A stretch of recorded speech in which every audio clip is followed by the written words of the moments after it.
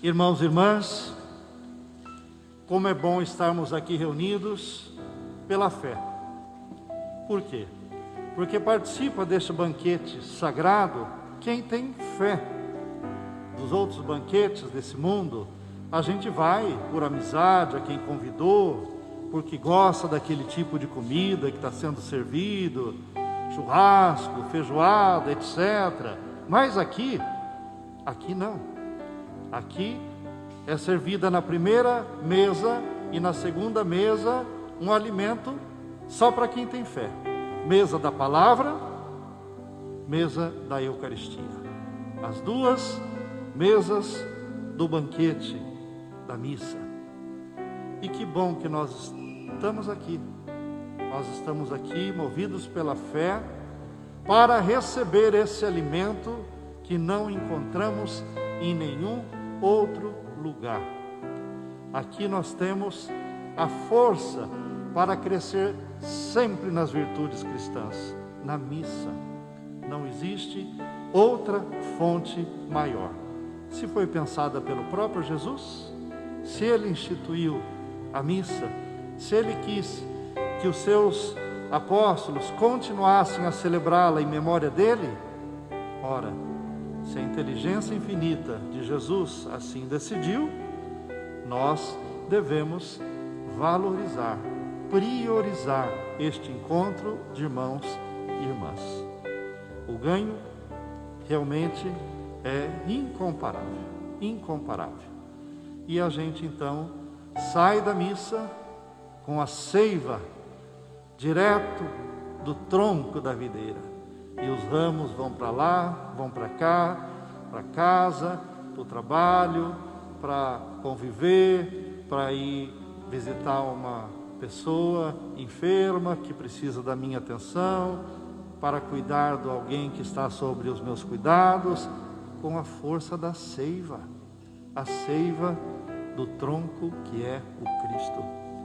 Então, realmente, feliz de quem tem essa fé e prioriza a Santa Missa. Não vai porque é algo importante entre outras coisas importantes. Não, é o banquete por excelência. Comunhão mais profunda que esta que nós experimentamos na missa, não tem outra. Depois daqui é só o céu. Depois da missa é só o céu. Não existe nenhuma outra intermediária mais profunda que esta comunhão com Cristo Palavra, Cristo na Eucaristia, Cristo onde dois ou mais estão reunidos em seu nome, Cristo que está também nos seus apóstolos, nos seus discípulos. Então é uma presença realmente muito abrangente de Cristo. Nós hoje estamos pedindo a intercessão de Santo Antônio neste dia, para que vençamos a incredulidade, ou seja, a falta de fé. A incredulidade que pode nos rondar. São Paulo disse: o Deus deste mundo, ou seja, não o Deus verdadeiro, o inimigo, o Deus deste mundo cegou a inteligência desses incrédulos, para que não vejam a luz esplendorosa do Evangelho da glória de Cristo, que é a imagem de Deus. Então a incredulidade é obra do inimigo da luz de Cristo, que cega as pessoas para que não acreditem, para que, mesmo próximas de coisas santas, não percebam. Certa vez Jesus foi tão duro dizendo que muitos são como porcos. Pode jogar pérolas, eles pisoteiam como se fosse qualquer pedregulho, porque um porco não sabe distinguir pérola preciosa de pedregulho, pisoteia tudo na lama como se fosse a mesma coisa. A incredulidade é assim. Jesus quis dizer, diante de coisas santas, diante da vontade infinita de Deus, tem pessoa que opta pela sua vontade e não pela vontade de Deus. Então, devemos nos valer dos sacramentos para nos fortalecer, da palavra para nos iluminar, do exemplo dos santos, como Santo Antônio, e de toda pessoa de bem, que também é sinal da luz de Deus para nós, para que nós não abramos brecha para a incredulidade entrar em nós. São Paulo, quando estava falando aos Coríntios, nessa leitura que ouvimos, ele diz que até os dias de hoje, quando ele falava aos Coríntios, os israelitas, mesmo conhecendo bem a escritura de Moisés, muitos trechos sabiam de cor. A maioria dos salmos, de cor. Quando eles iam para lá, para cá, para Jerusalém, Romaria ou qualquer outra coisa, não levava livrinho. Sabiam de cor os salmos. Que é coisa muito boa. Oxalá nós soubéssemos ao menos uns 50 salmos de cor. Oxalá. Porém, não basta saber de cor. Eles sabiam muita coisa de cor, porém, de uma maneira equivocada, ou seja, da memória para o coração, não dá 2 palmos, Certa vez, uma grande mística católica disse: são poucos centímetros que separam a memória do coração. Porém, muitíssimas pessoas passam uma vida inteira sem jamais percorrer essa distância. E é verdade. Tirar da mente e pôr no coração e transformar em vida, em prática, em amor concreto, não é tão evidente assim. Muitos não o fazem. Tem palavras acertadas, mas os atos não são coerentes.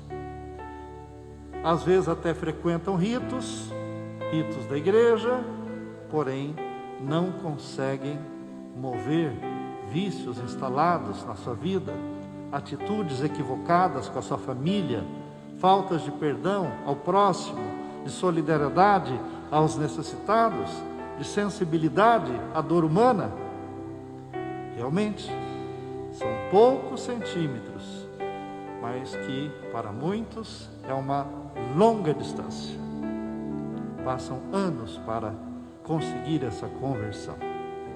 Então, sem desvalorizar a meditação contínua da palavra, é preciso vivenciá-la.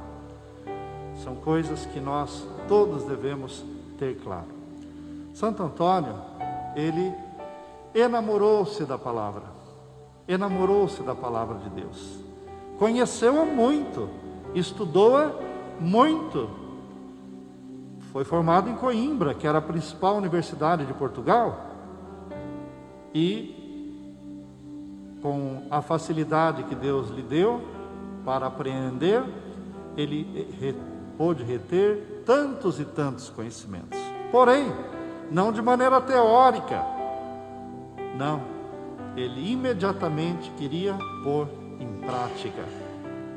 Certa vez, vocês já sabem, como paroquiano de Santo Antônio, que ele, vendo ali os restos mortais de missionários assassinados no Marrocos, ele disse: eu também quero dar minha vida pelo Cristo, anunciar o Evangelho a quem não conhece, porque aqui nós ouvimos que é preciso que saia o véu que cobre o coração para que as pessoas vejam a glória de Jesus Cristo. E ele quis isso, que aqueles que não conheciam a glória de Jesus Cristo tivessem os véus tirados. E ele foi para o Marrocos. Não permaneceu lá, como nós sabemos. Acabou indo para a Itália, e é na Itália que ele ficou. Mas esta prontidão em vivenciar o Evangelho sempre o acompanhou. E de tal maneira ele era concreto no amor, e sábio quando abria a boca, que ele foi enviado muitas vezes para anunciar a palavra de Jesus onde existiam corações endurecidos, onde existiam pessoas veladas, que não enxergavam, e ele, com a sua pregação e o seu testemunho, tirava os véus, e as pessoas viam o que nunca antes haviam percebido. Todos nós sabemos que nós somos imagem e semelhança de Deus, mas será que nós, para não ir longe, nesse dia de hoje, nessa quinta-feira, desde que nós acordamos, nós conseguimos enxergar a presença de Jesus em todos que cruzaram o nosso caminho? Em todos que eu ouvi no telefone, eu vi na televisão, eu escutei no rádio, eu me lembro com frequência que Jesus está ali, naquele que passa diante de mim?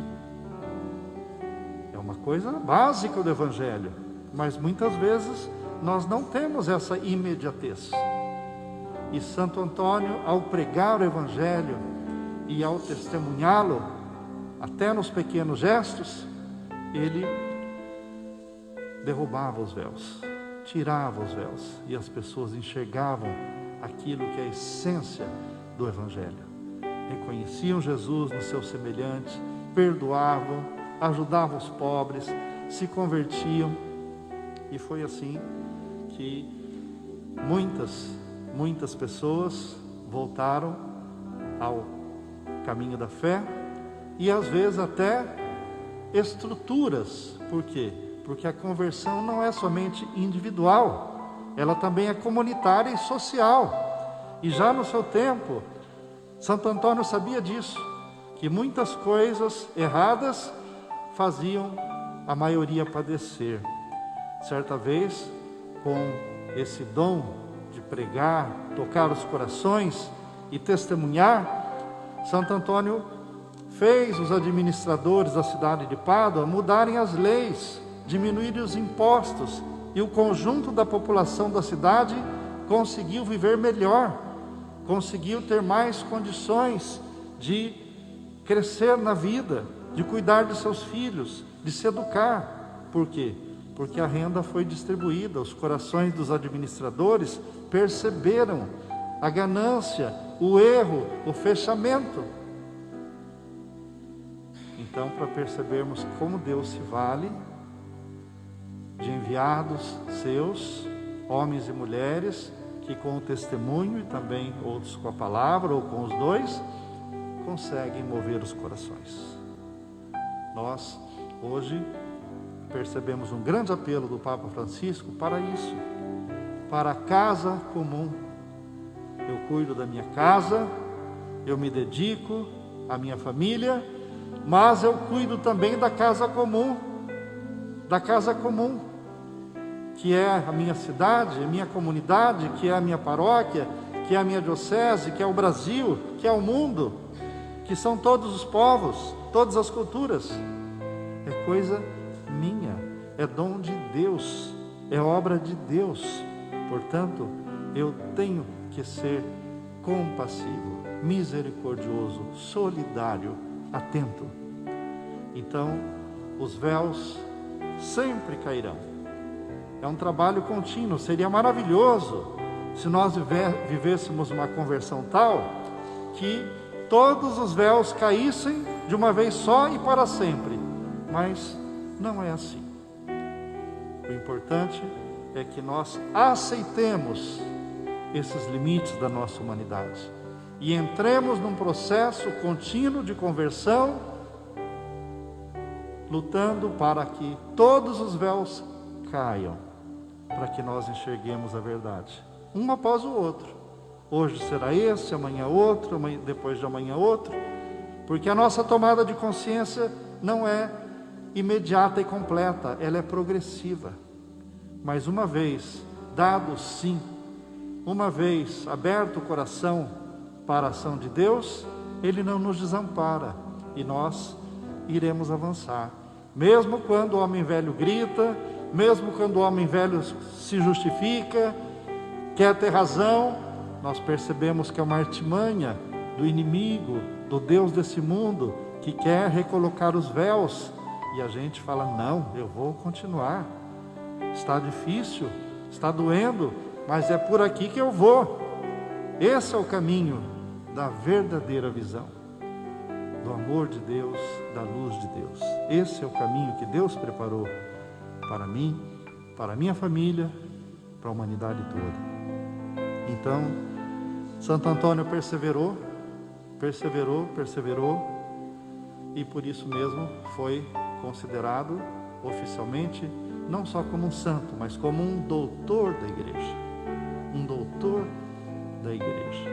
Alguém que teve uma maestria em ajudar as pessoas a crescer na santidade, a colocar em prática o Evangelho. Um doutor da igreja. E ele iluminou, inclusive, o fundador da ordem franciscana, São Francisco. Por quê? Não que São Francisco estivesse pecando depois da sua conversão, ele estava num processo de santidade sempre crescente. Porém, ele não queria que os frades estudassem. Ele achava que o estudo iria atrapalhar. E ele queria evangelho puro, não teórico, como fala a Escritura. Porém, convivendo com Santo Antônio, vendo e ouvindo as coisas que Santo Antônio ensinava e vivia, São Francisco percebeu, não é o estudo que impede a pessoa de viver a pureza do Evangelho. Não é. A pessoa pode estudar muito e viver muito Evangelho, ser muito humilde, ser muito virtuosa. E Santo Antônio era assim. Vivia plenamente as virtudes todas, um homem de uma humildade a toda prova, de um desapego total e sábio e muito estudioso. E a partir dali, São Francisco mudou seu ponto de vista e permitiu que os frades também estudassem. Aqueles que tivessem dom para o estudo, que estudassem e que também ajudassem a humanidade com o conhecimento adquirido.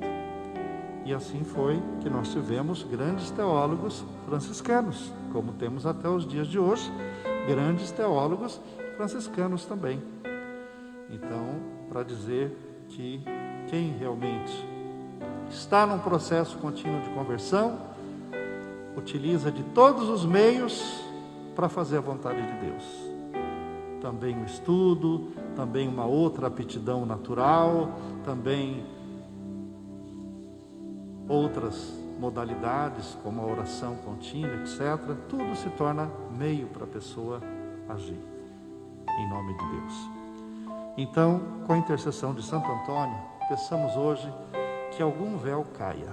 Não sei qual, cada um será tocado pelo Espírito Santo, mas pela intercessão de Santo Antônio, que algum véu caia, para que nós vejamos algo que Deus está mostrando e nós não estamos conseguindo ver, não estamos conseguindo enxergar. E certamente Deus não quer isso, não quer nenhum de seus filhos e filhas nas trevas, numa vida opaca. Não, Ele quer que nós estejamos numa vida transparente, que nós vejamos sem véus.